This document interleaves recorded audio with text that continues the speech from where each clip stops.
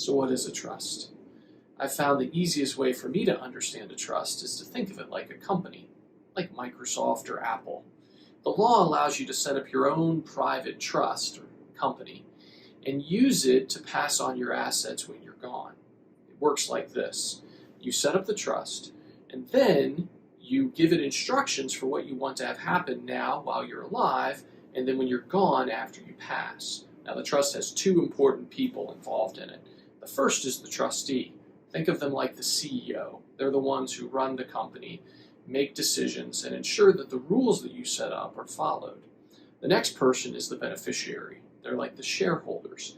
The shareholders are the ones who actually get the benefit of the trust. Now, while you're alive, most likely you'll be the shareholder. You'll be the beneficiary.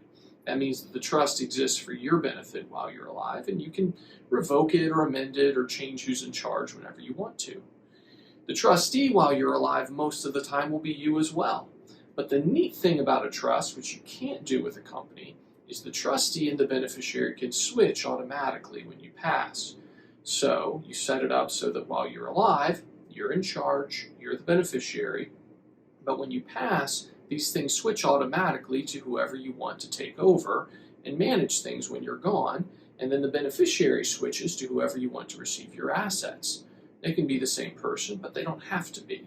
This allows you to get around the probate process and wills and courts and have an effective, rapid transfer of assets when you've passed. The only thing you have to be aware of is you have to make sure the trust stays properly set up so that everything is connected to it when you pass.